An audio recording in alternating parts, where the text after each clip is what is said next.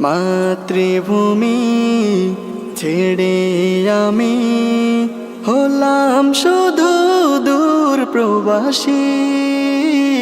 কর্ম করে পরিবারের মুখে ফোটাই হাসি।